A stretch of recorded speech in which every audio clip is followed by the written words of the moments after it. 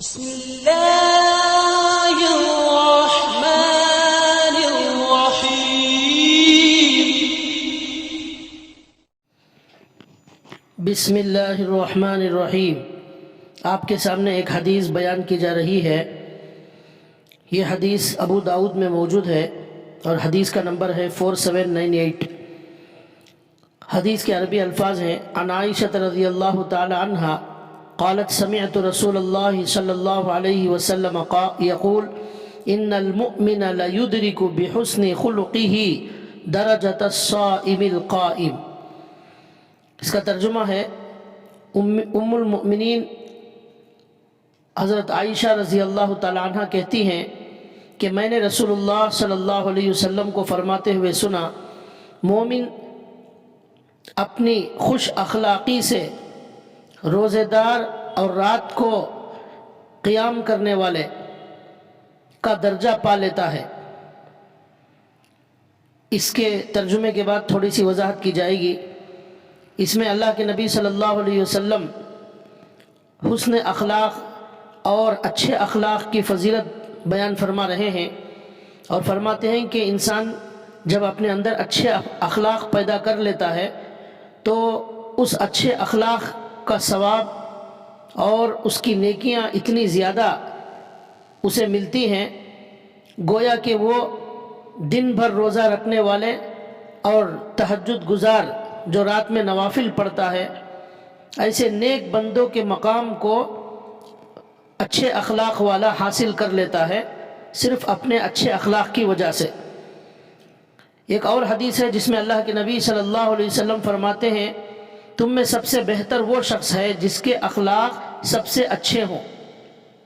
اور ایک حدیث میں آتا ہے کہ آپ صلی اللہ علیہ وسلم نے فرمایا، تم سب میں مجھے سب سے زیادہ محبوب اور قیامت کے دن میرے سب سے زیادہ قریب وہ لوگ ہوں گے جن کے اخلاق زیادہ اچھے ہوں گے۔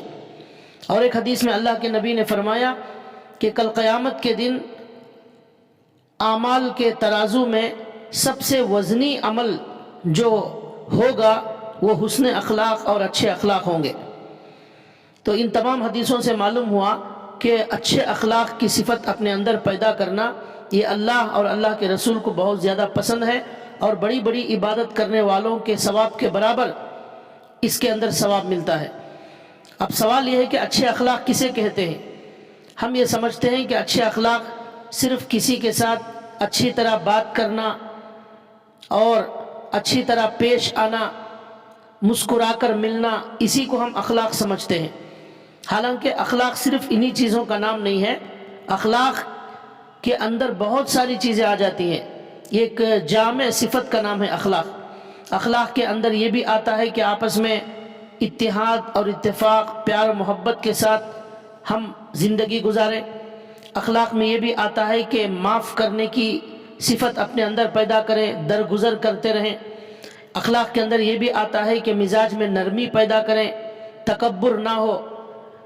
اخلاق میں یہ بھی آتا ہے کہ حسد ہمارے اندر نہ ہو۔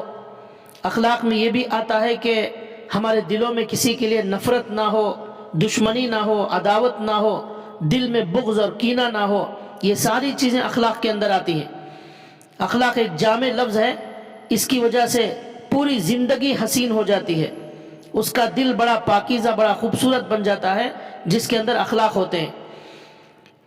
اما عائشہ رضی اللہ تعالی عنہا سے پوچھا گیا کہ اللہ کے نبی صلی اللہ علیہ وسلم کے اخلاق بیان کریں، تو اما عائشہ رضی اللہ تعالی عنہا نے فرمایا کہ کان خلقہ القرآن، کہ اعلیٰ اللہ کے نبی صلی اللہ علیہ وسلم کا خلق خود قرآن کریم ہے۔ یعنی قرآن کریم جن اعلیٰ اعمال و اخلاق کی تعلیم دیتا ہے، آپ صلی اللہ علیہ وسلم ان سب کا عملی نمونہ ہیں۔ یعنی قرآن کریم کے اندر جو بھی اچھی بات بتائی گئی ہے وہ ہمارے نبی صلی اللہ علیہ وسلم کے اندر وہ صفت موجود تھی۔ اللہ نے قرآن میں فرمایا صبر کرنا چاہیے، ہمارے نبی بڑے صبر کرنے والے تھے۔ اللہ تعالیٰ نے قرآن کریم میں فرمایا معاف کرو، ہمارے نبی سب سے زیادہ معاف کرنے والے تھے۔ اللہ تعالیٰ نے قرآن کریم میں فرمایا تکبر نہ کرو، ہمارے نبی صلی اللہ علیہ وسلم کے دل میں ذرہ برابر تکبر نہیں تھا۔ عاجزی تواضع اختیار کرنے کا حکم قرآن میں ہے تو ہمارے نبی سب سے زیادہ عاجزی والے تھے۔ تو مطلب اماں عائشہ یہ کہنا چاہتی ہیں کہ قرآن کریم میں جو بھی اچھی باتوں کو حکم دیا گیا ہے وہ سب ہمارے نبی کے اندر موجود تھے۔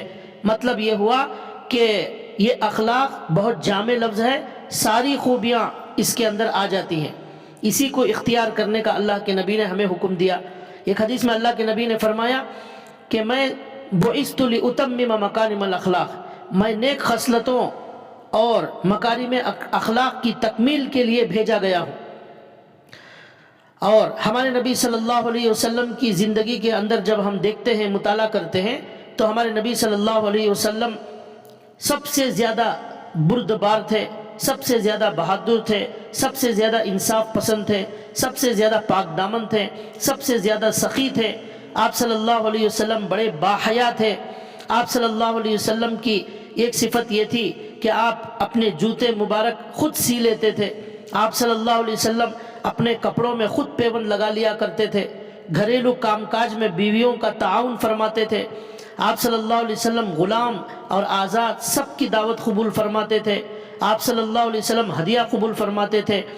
دیکھیے یہ ساری صفات ہمارے نبی صلی اللہ علیہ وسلم کے اندر موجود تھی۔ اسی طرح بیماروں کی عیادت کرتے تھے، جنازوں میں تشریف لے جاتے تھے، فقراء کے ساتھ بیٹھتے تھے، اور اللہ کے نبی مذاق بھی کرتے تھے، مسکراتے تھے ہمیشہ۔ تو یہ ساری جو صفات ہے ہمارے نبی صلی اللہ علیہ وسلم کی، یہ ساری کی ساری چیزوں کا نام اخلاق ہے، اور یہ ساری باتوں کا حکم اللہ تعالیٰ نے قرآن کریم میں دیا ہے۔ تو مطلب یہ ہوا کہ اخلاق عظیم اور خلق عظیم کا مطلب یہ ہے کہ تمام صفات جو قرآن کریم کے اندر اللہ نے اپنانے کا حکم دیا ہے، ان سب کو اپنانے کا نام اخلاق حسنہ ہے، خلق حسن ہے۔ تو لہذا ہمیں یہ جب اپنے اندر ہم یہ صفت پیدا کریں گے تو تمام خوبیوں کے مالک ہم بن جائیں گے۔ یہی سبق آج کی حدیث کے اندر دیا گیا ہے۔ اللہ تعالیٰ سے دعا ہے کہ اللہ تبارک و تعالیٰ ہمارے اندر اچھے اخلاق پیدا فرمائے۔ وما علینا الا البلاغ۔